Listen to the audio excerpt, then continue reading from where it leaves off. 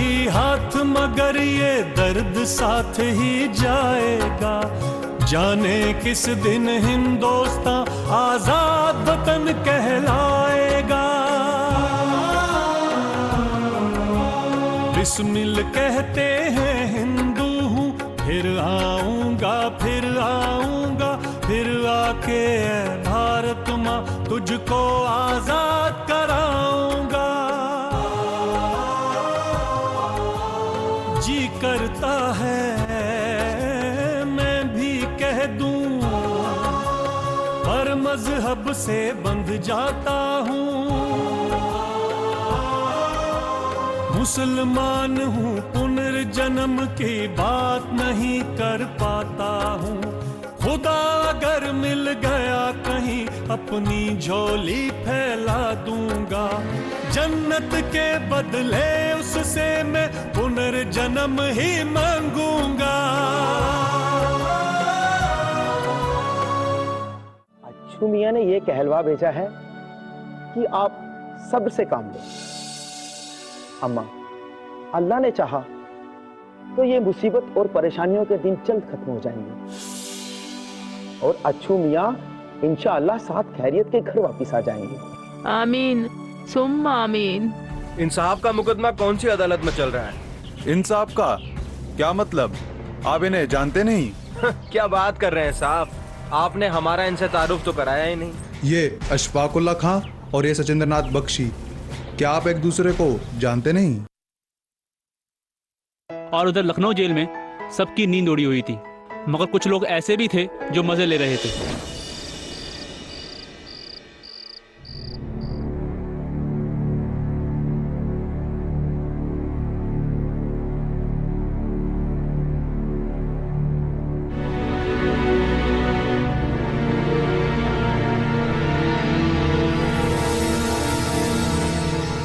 मैं देख रहा हूँ कि ना ही कोई सोने के मूड में है और ना ही किसी की आंखों में नींद है। क्या बात है? आज 5 अप्रैल 1927 है, इसलिए किसी को नींद नहीं आ रही है। ऐसा क्या है इस 5 अप्रैल में? आप भी बहुत भोले हैं Ram Prasad ji.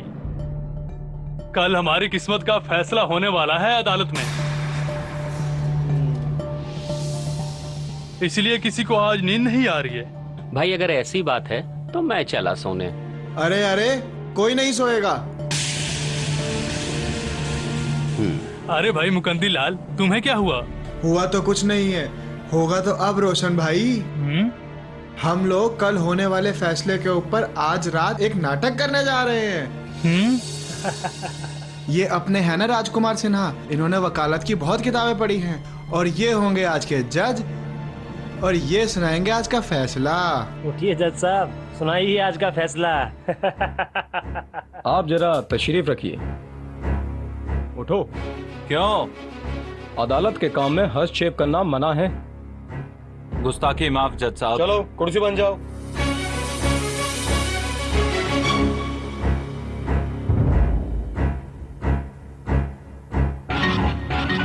Order order order. मां बदौलत ने पूरे केस को बड़ी संजीदगी से देखा। दोनों तरफ के वकीलों की जिरह को गौर से जांचा परखा, गवाहों के बयानात और मूल जमीन की सफाई को भी पूरी तवज्जो से सुना। यानी दोनों फरीकों को अपनी अपनी बात और सफाई का पूरा मौका देने के बाद। कैसा बात करता है? अरे साला, हमको मौका कब दिया तुमने? Order order order. अदालत के काम में रुकावट डालने का मतलब होगा कंटेम्प्ट ऑफ कोर्ट। तुमको साला जेल में डाल देगा। अबे हम जेल में ही हैं। तुमने नींद का गोली खाया है क्या? Order order order. तुम साला पागल का माविक क्या? इंडियन होकर कोर्ट से मतलब ऑनरेबल कोर्ट से बहस करता है।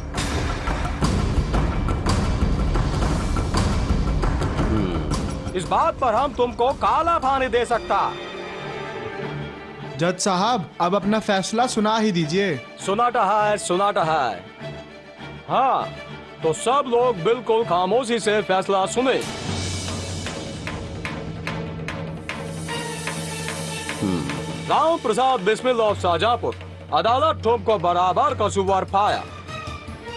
तुमने सरकारी खजाना लूटा, डकैती की कई वारदातें भी अंजाम दी, नौजवानों को गुमराह किया और रहम दिल ब्रिटिश हुकूमत के खिलाफ युद्ध मतलब वार का ऐलान किया। इस वास्ते अदालत इस नतीजे पर पहुंची कि तुम्हारा जीवित रहना खतरनाक है। इस वास्ते अदालत तुमको सजाए मौत सुनाता है। इसके बाद राजेंद्र नाथ लाहिड़ी ऑफ बंगाल, जो पहले बंगाल फिर बनारस में काफी गड़बड़ कर चुका है। उसके बाद ये आदमी राम प्रसाद के साथ और बिगड़ गया। उसने कत्ल और डकैती जैसा जुर्म भी किया। फिर भी अदालत दयावान होने के नाते राजेंद्र नाथ लाहिड़ी को सजाए मौत सुनाता है। इसके बाद रोशन सिंह ऑफ शाहजहांपुर का हम पूरा केस देखा। चूंकि रोशन सिंह बमरोली वाली डकैती में शामिल नहीं था, इसलिए खतरनाक नहीं हो सकता। उन्हें इस वास्ते इसे हम पूरा 5 साल की कड़ी सजा सुनाती है। ओए जज के बच्चे, तेरी हिम्मत कैसे हुई मुझे सजा सुनाने की? तुझे जज किसने बनाया? औरों को फांसी की सजा और मुझे 5 साल? तुझे मालूम है हर मामले में आगे रहा हूं मैं।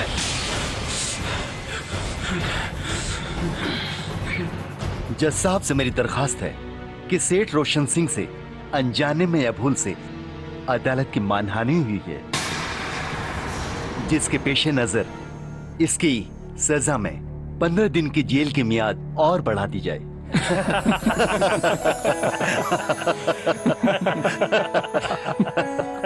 अरे भाई रोशन सिंह, ये क्या हरकत है? आप इतने समझदार होकर बच्चों की बात का बुरा मान गए। चलिए काम करिए, अपना दिल न तोड़िए, मेरे हिस्से की सजा ले लीजिए। मुझे किसी दूसरे के हिस्से की सजा नहीं चाहिए, मुझे अपने हिस्से की फांसी चाहिए। मैं कोई चोर डाकू नहीं हूँ, मैं एक क्रांतिकारी हूँ, एक देशभक्त हूँ। जहाँ सब मजाक हो रहा है। वंदे मातरम! वंदे मातरम! वंदे मातरम! वंदे मातरम! इसे कहते हैं जाबाजी, जो अपने आप को देश पर कुर्बान करने के लिए आगे आते हैं। हाँ, और वो सुबह भी आ गई। चलो शासन, खड़े चलो, आगे आगे हो जाओ, चलो।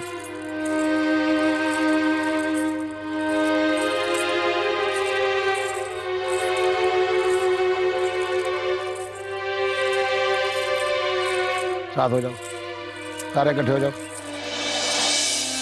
सुनो, अभी थोड़ा वक्त है अंदर जाने के लिए, आप लोग सारे यहाँ खड़े रहिए। मैं अंदर जाकर वक्त की मालूमात करके आता हूँ। और सुनिए, आप में से किसी ने भी कोई भी गड़बड़ी करने की कोशिश की तो मुझसे बुरा कोई नहीं होगा, समझे?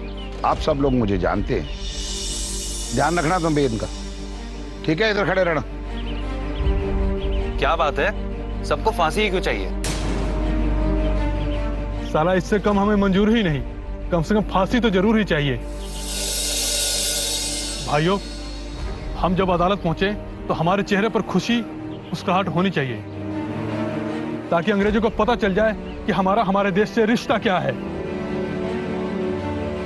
हाँ रोशन सिंह, सरफरोशी की तमन्ना अब हमारे दिल में है, देखना है जोर कितना बाजुए कातिल में है, वक्त आने दे बता देंगे तुझे ऐ आसमां, हम अभी से क्या बताएं क्या हमारे दिल में है। आप सबने सुना? मुझे खबर मिली है कि जेल में फांसी की 3 कालकोठरियों की सफाई का हुक्म आया है। मतलब आज 3 लोगों को फांसी होगी। क्या बात है राजकुमार सिन्हा, इतने उतावले क्यों हो रहे हो? आज ऐसा कुछ नहीं होगा। हाँ, हो सकता है कि आज फांसी का ऐलान हो जाए। वही तो मैं कहने जा रहा था। मैंने सुना है कि राम प्रसाद बिस्मिल जी और अशफाकुल्ला भाई के बाद तीसरा नाम मेरा है। ये मूंग और मसूर की दाल। इस बात और फांसी होगी इनको? भाई जरा कोई पूछे इनसे। कुछ ही देर में अदालत शुरू हो जाएगी। आप भी होंगे, हम भी होंगे। हाथ कंगन को आरसी किया और पढ़े लिखे को फारसी किया। आप ठीक कहते हैं, पर अदालत के फैसले के बाद हम कौन सा गीत गाएंगे? ये फैसला अभी कर लिया जाए तो उचित रहेगा। साथियों, मैंने फैसला कर लिया है कि मैं काजी नजरुल इस्लाम का वो मशहूर गीत गाऊंगा। ऐ शिकल परा छल मादेर, ऐ शिकल परा छला। इसका मतलब हमारा बेड़िया पहनना केवल एक छल मानो धोखा है। बहुत सुंदर गीत है ये नजरुल इस्लाम का। किसको पता है कि जहां से हम जेल वापस जाएंगे या नहीं, या हो सकता है जहां से कहीं और भेज दिए जाएं।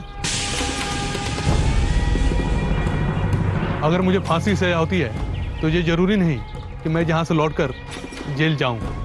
कमाल के थे ये लोग। अदालत में बेड़ियां पहनकर ऐसे जा रहे थे जैसे बच्चे खेलने जाते हैं। अरे जल्दी करो भाई, जल्दी लेकर चलो अंदर। क्यों रोशन सिंह, आज कुछ ज्यादा ही खुश और जिंदा दिल दिखाई दे रहे हो। धवलेश मेरे यार, आज मेरा मन शेर और शायरी को कर रहा है। चलो इसी बात पर एक शेर सुनाता हूँ। तो सुना यार। जिंदगी जिंदा दिली की जाने रोशन, जिंदगी जिंदा दिली की जाने रोशन, वरना कितने मरे और पैदा होते जाते हैं।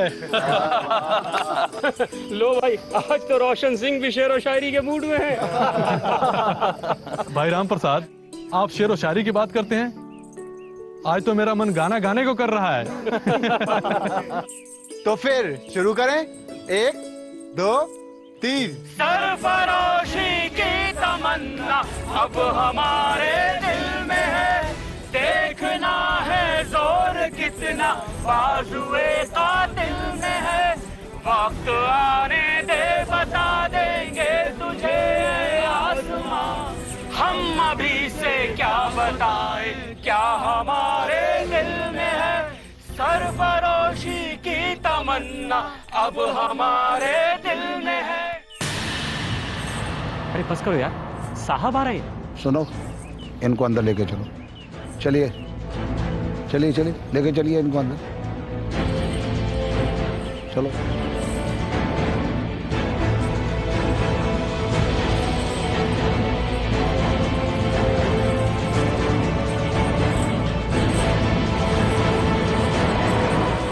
हाँ, जब रामप्रसाद बिस्मिल अपने साथियों के साथ 6 अप्रैल 1927 को सेशन कोर्ट, जो कि लखनऊ के रिंग थिएटर में चलाया जा रहा था, तो उसके बाद क्या हुआ? तारीखी फैसला सुनने में इंकलाबियों के रिश्तेदार भी थे, सरकारी वकील भी थे और इंकलाबियों के वकील भी थे। जज के अदालत में आते ही सन्नाटा छा गया। और वो दोनों मुखबिर यानी अप्रूवर्स उस दिन अदालत में मौजूद थे? हाँ, वो दोनों भी मौजूद थे। वो लोग अलग बेंच में बैठे हुए थे, यानी बनारसी लाल और इंदु भूषण मित्र। जज की कुर्सी पर बैठते ही सन्नाटा छा गया। जज ने कम लफ्जों में सरकार के खिलाफ साजिश की बात कही और ये भी कहा कि साजिश में जो जो लोग शामिल थे उनके ऊपर जुर्म साबित हो चुका है। पूरा का पूरा फैसला तकरीबन 115 पेजों का था। जज ने 1-2 पेज पढ़े और सीधा जजमेंट सुना दी। जज ने अल्फाबेटिकली ऑर्डर में पहले सबके नाम पढ़े और बाद में उनकी सजाएं पढ़कर सुनाई। मैं लिखकर लाया हूं, सुनो। भूपेंद्र नाथ सान्याल 5 साल की कैद, राम प्रसाद बिस्मिल, राजेंद्र नाथ लाहड़ी और ठाकुर रोशन सिंह को फांसी, सचिंदर नाथ सान्याल को ताहयात काला पानी, मनमथ नाथ गुप्त को 14 साल की बामुशक्कत, योगेश चंद चैटर्जी, गोविंद चरणकार, मुकंदी लाल, राम किशन खत्री और राजकुमार सिन्हा को 10-10 साल, सुरेश चंद्र भट्टाचार्य और विष्णु शरण दुबलिश को 7-7 साल, राम दुलारे त्रिवेदी, प्रेम कृष्ण खन्ना और रामनाथ पांडे को 5-5 साल की सजा पढ़कर सुनाई गई। और हाँ, जो सरकारी गवाह थे ना, अपने बनारसी लाल, उनको 5 साल की कैद सुनाई गई। अजीब मामला है यार। काकोरी रेल डकैती में सिर्फ 10 लोग शामिल थे और सजाएं उससे 2 गुने लोगों को मिली। अच्छा, सजाएं सुनकर उन लोगों पर क्या बीती? कुछ भी नहीं, ये तो फक्र से फूले नहीं समा रहे थे। राम प्रसाद बिस्मिल ने खामोशी और सुकून से अपना फैसला ऐसे सुना जैसे कि वो जानते थे कि उनको फांसी की सजा सुनाई जानी है। और बाकी लोग वो भी खामोश रहे। ठाकुर रोशन सिंह की अंग्रेजी जरा कमजोर थी। अपना नाम सुनने पर उन्हें ये तो पता चल गया था कि उनका फैसला सुनाया जा रहा है। फैसला सुनने के बाद उन्होंने अपने बगल में खड़े दुबलिश से पूछा, भाई 5 इयर्स के अलावा जज ने जो कुछ भी कहा उसका क्या मतलब है? दुबलिश ने यहाँ भी रोशन सिंह से मजाक करने की कोशिश की होगी। हाँ, दुबलिश ने रोशन सिंह की कमर में हाथ डाला और धीरे से मुस्कुराते हुए कहा, आपको भी पंडित जी और लाहड़ी के साथ फांसी की सजा सुनाई गई है।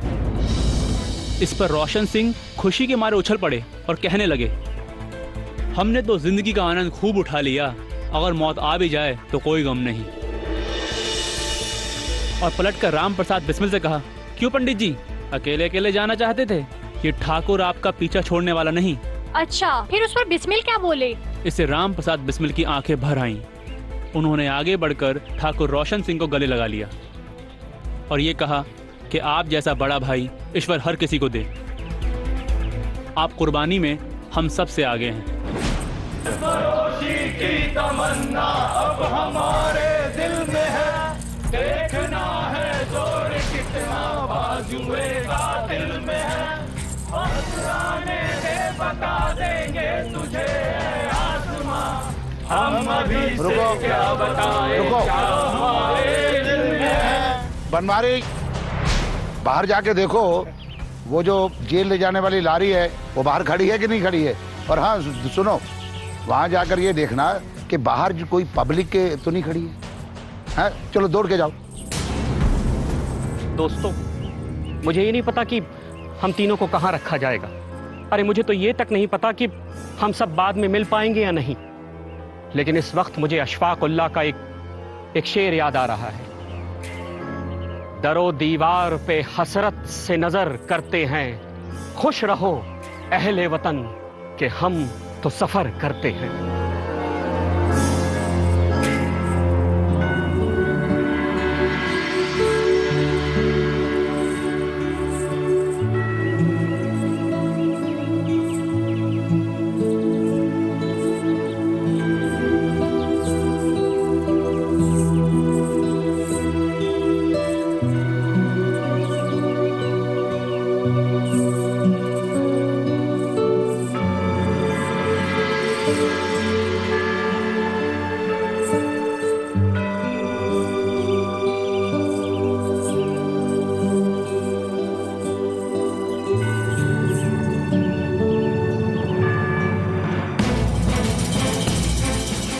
गाड़ी तैयार, चलिए आगे गाड़ी, चलो भाई।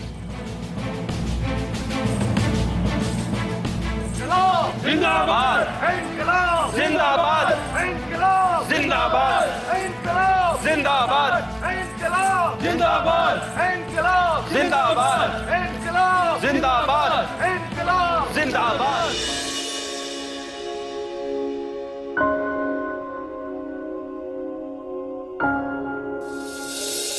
बाबूजी, बाबूजी। हाँ बेटी। आपसे कोई मिलने आया है। क्या नाम है उनका? कहते हैं नाम भानु है और बनारस से आया हूँ। और बाबू शिव प्रसाद गुप्त जी ने भेजा है। समझ गया बेटी, वो हमारे शुभचिंतक हैं। जाओ उन्हें अंदर ले आओ। जी बाबूजी।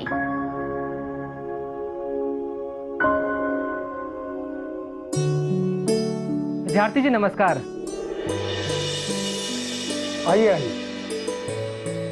आइए आइए आइए, बैठिए भानु जी। कहिए कब आना हुआ बनारस में? बस सीधे ही चला आ रहा हूँ। अच्छा, और सुनाइए, हमारे वो शिव प्रसाद गुप्त जी सब कुशल मंगल तो है ना? जी सब ठीक से है। आपके लिए ये चिट्ठी भेजी है। अच्छा, मैं माफी चाहता हूँ इतनी देर से आने के लिए। अरे कैसी बात करते हैं आप तो हमारे भाई समान हैं। आराम से रहिए और हाँ, खाना वाना खाकर जाइएगा। एक बार फिर से माफी, मैं खाना वाना खाकर आया हूँ। जो फैसला अदालत ने राम प्रसाद बिस्मिल और उनके साथियों के लिए सुनाया है, उससे बाबू शिव प्रसाद गुप्त जी को बड़ा धक्का लगा है। सबको बड़ा धक्का ये लगा है, छोटा किसे लगा है? राम प्रसाद बिस्मिल और दूसरे साथी कहाँ हैं इन दिनों? सजा सुनाने के बाद राम प्रसाद बिस्मिल को गोरखपुर जेल राजेंद्र लाहिड़ी को गोंडा और ठाकुर रोशन सिंह को इलाहाबाद जेल भेज दिया गया। बाकी के क्रांतिकारियों को भी इधर उधर की जेलों में डाल दिया गया। परसों के मुकदमे में अशफाक उल्लाह को भी फांसी की सजा सुना दी गई है और बख्शी को आजीवन काला पानी। हाँ, अशफाक के मुकदमे का फैसला भी सबके लिए एक बड़ा झटका है।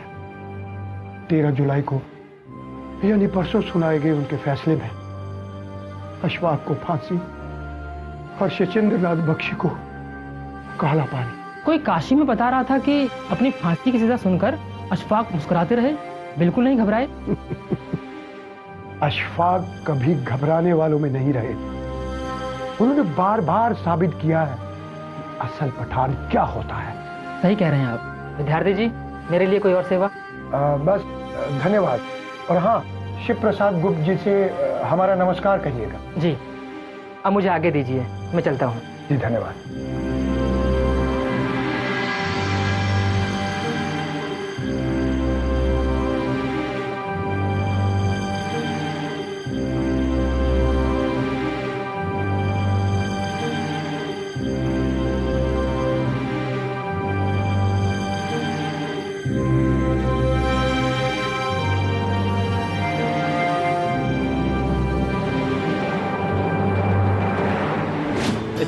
इतना मजा, इतना एंजॉयमेंट कभी नहीं किया।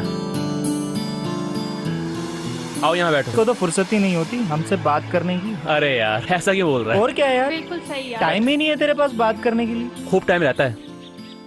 अच्छा स्वाति, ये बता और क्या चल रहा है? बढ़िया यार। अच्छा वो सब छोड़ यार, ये बता कि फिर क्या हुआ? अशफाक की फांसी की सजा 13 जुलाई 1927 को तय कर दी गई। फिर क्या हुआ? उसके बाद हुआ ये कि 16 सितंबर 1927 की तारीख उन चारों को फांसी पर लटकाने के लिए तय की गई। पूरे इलाके में, जो अब उत्तर प्रदेश कहलाता है, कोहराम मच गया। अखबारों में खतूत छपने लगे। लोगों में गम और गुस्सा साफ दिखाई देने लगा।